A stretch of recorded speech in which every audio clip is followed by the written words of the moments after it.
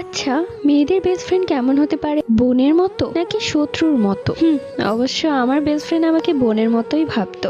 আমি আমার বেস্ট ফ্রেন্ডের সাথে যা করেছি তার জন্য আমি অনুতপ্ত। আমি জানি এর কোনো ক্ষমা নেই, এমনকি ও আমাকে ক্ষমা করে দিলেও আল্লাহ ক্ষমা করবেন না। এখন হয়তো আপনারা ভাবছেন এইসব কথা আমি কেন বলছি, তাহলে চলুন আমার এই সুন্দর জীবনে নিজের পায়ে নিজে কুড়াল মারার ঘটনাটা আপনাদের সাথে শেয়ার করি। আমি তৃপ্তি, আর আমার বেস্ট ফ্রেন্ড, ওর কথা না বললেই না, ওর নাম সামিয়া। ক্লাস 7 থেকে আমাদের ফ্রেন্ডশিপ। অবশ্য এই ফ্রেন্ডশিপের হাত ও আগে বাড়িয়েছিল। আমি আমার ক্লাসে খুবই রাগী ঝগড়াটে মেয়ে ছিলাম, তাই কেউ আমার সাথে ওরকম ভাবে কথাই বলতো না। বন্ধুত্ব তো অনেক দূরের কথা। একদিন আমি একা বেঞ্চে বসেছিলাম, এত পরিমাণ পেট ব্যথা করছিল যে ব্যাগের উপর মাথা রেখে কান্না করছিলাম। মাত্র এই ক্লাসে এসেই এরকম পেট ব্যথার সম্মুখীন হলাম। হয়তো আগে এরকমটা হলে স্কুলেই আসতাম না। ব্যথা সহ্য করতে না পেরে কাঁদছিলাম, কেউ ফিরেও তাকাচ্ছিল না আমার দিকে। ঠিক তখনই সামিয়া আমার কাছে এসে বসলো এবং ওর রুমাল